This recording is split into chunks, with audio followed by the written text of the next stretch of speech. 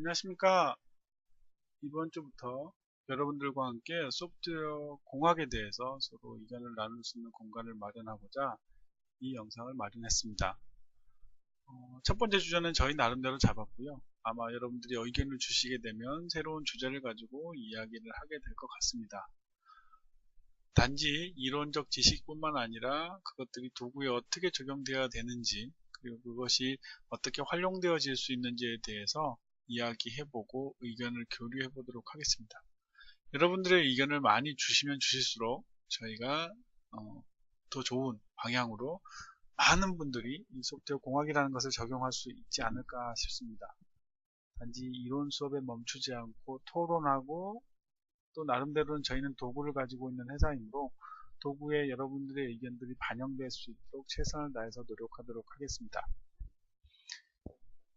그리고 이본 진행에 대해서는 너무 딱딱하게 세미나 형식 또는 교육의 형식이 아니라 그냥 저희가 생각하고 있는 것들, 또는 제가 또 다른 발표자가 가지고 있는 생각들을 풀어놓고 자연스럽게 이야기하는 자리가 될 것이라 미리 말씀드리겠습니다. 저희가 얘기하고 있는 것들이 무조건 옳고 이런 것이 아니라 저희가 그냥 생각하고 있는 것이고, 그거에 대한 다른 의견이 있으시면 댓글이나 메일로 주시면 다음번 동영상을 제작하거나 이럴 때 여러분들이 가지고 있었던 의견이나 생각들을 같이 공유해 보도록 하겠습니다. 네, 이제 시작을 해볼 텐데요.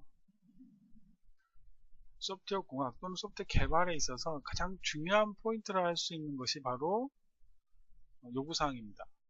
항상 어느 책을 보거나 어느 에세이를 보거나 어떠한 자료를 보거나 가장 중요한 것은 요구사항에 대한 관리 또는 정의, 관리에 있다라고 얘기들 많이 합니다. 그러면 왜? 또는 그럼 요구사항이 뭔데? 어떻게 이해해야 하는데? 라고 하는 이야기들을 하게 되죠. 그러면 이제 짤막하게나마 소프트웨어 공학에서 말하는 요구사항이란 무엇인가? IEEE에 나와 있는 걸로 보면 요구사항, 사용자나 또는 관련자들의 필요에 의해서 만들어진 조건이나 능력, 기능이 되겠죠.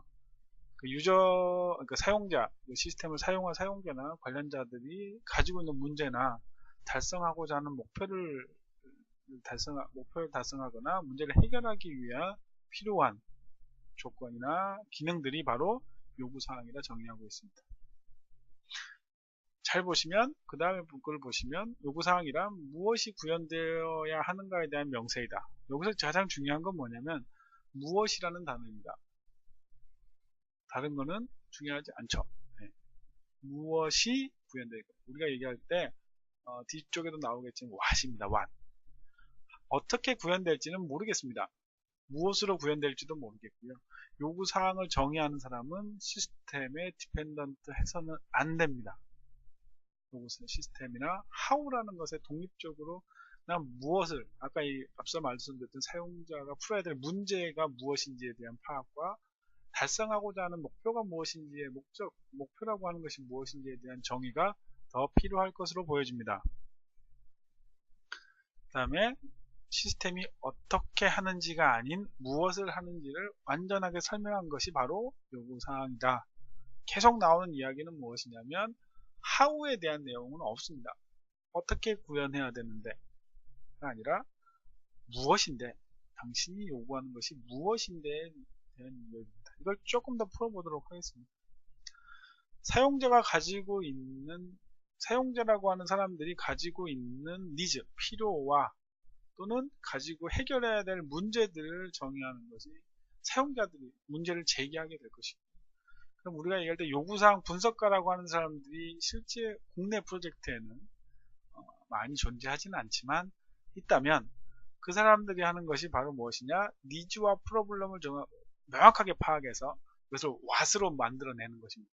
보통 이걸 많이 하시는 분들이 물론 프로젝트의 성격에 따라 있는 경우도 있고 없는 경우도 있겠지만 있다면 기획자라고들 많이들 이야기합니다. 그 다음에 이것을 실제 how라는 이름으로 바꿔내는 사람이 바로 설계 또는 개발자들이라고 하죠. 보통 이건 이제 how를 이야기할 때 설계자들이 보통 하는 경우가 많습니다. 여기서 어떤 문제가 생기느냐? 실제 분석가가 니즈와 프로블럼을 잘못 이해해서 똑바로 해석해내지 못한다면 결국 이것이 how로 잘못 가는 내용들이 생기는 거죠. 이것들은 계속적으로 이야기되고 있습니다. 저는 이 챕터에서 이 부분에서 가장 이야기하고 싶은 부분, 제가 예전에 3년 전, 4년 정도 될 것 같습니다. 어떤 자리에서 어떤 분이 이런 얘기를 해주셨습니다. 자동차에 핸들을 달아주세요 라고 하는 요구사항이 진짜 요구사항이냐 라는 질문을 받았고요. 그때 시기적으로 저는 그것이 요구사항이다 라고 생각했습니다. 물론 지금 그것이 요구사항이 아니다 라고 얘기할 수는 없습니다. 근데 그것을 원천적으로 what이라고 하는 측면으로 들어가 보면, 그렇죠? what을 정해놓고 그것을 how를 뚫어내는 방법을 보면 what이 무엇이냐, 핸들을 달아달라고 하는 그것에 대한 what이 무엇이냐, 핸들을 다는 것이 what이냐, 그것이 아니라 핸들이라고 하는 자동차의 방향을 제어할 수 있는 기기 장치가 필요합니다 라고 하는 것이 what인 것이죠. 그것을 how에서 어떻게 풀었냐면 동그란 핸들을 달겠다라고 하는 how를 찾아낸 겁니다. 그건 설계자가 하는 것이죠. 방향을 제어하기 위해서 어떤 것이 가장 효과적이고 어떤 것이 가장 좋으냐에 대해서 이야기하고 고민해서 설계해낸 것이 바로 동그란 핸들입니다. 그리고 요즘에는 네모난 핸들도 있죠. 물론 그것이 이쁨과 화려함과 여러가지 뭐라고 해야 되죠?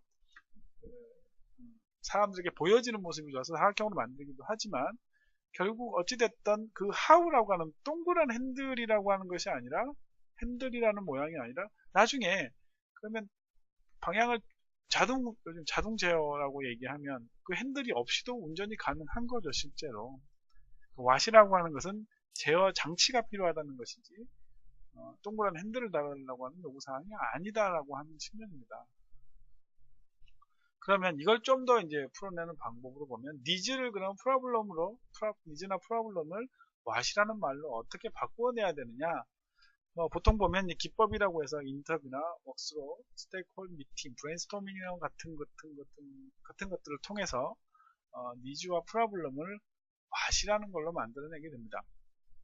그러면 이때 필요한 기법들이 그냥 저런 어떤 인터뷰를 어떻게 할 것이고, 웍스로를 어떻게 해야 되고, 스테이크홀더 미팅을 어떤 식으로 해서 질문을 어떻게 하고, 브레인스토밍은 어떻게 해야 우리가 니즈를 what이라고 하는 이름으로 만들어낼 수 있는가에 대해서는 다음번이나 좀 더 깊이 있게 이야기를 해보도록 하겠습니다. 그러면 요구사항은 왜 중요한가? 초기 요건이라고 하는 것이 사용자는 이렇게 이야기했습니다. 아이들이 뛰어놀 수 있게 타이어를 나무에 매달아 주세요 라고 하는 것이었습니다. 그러면 이것에 대한 요구사항을 받은 영업이 받았다고 치면 이것을 what은 무엇입니까? 제일 중요한 단어는 아이들이 놀기 위해 무엇인가를 나무에 매달아서 흔들릴 수 있는 놀이기구를 만들어 달라는 이야기였던 것이죠. 근데 이걸 들은 영업사원이라면 영업사원이겠죠. 아주 긍정적으로 바라보는 영업사원입니다. 그 영업사원은 뭐라고 했냐면, 그러면 타이어를 달지 말고 의자를 다시죠 라고 얘기했습니다. 소파를 갖다 얹어서 해주겠다.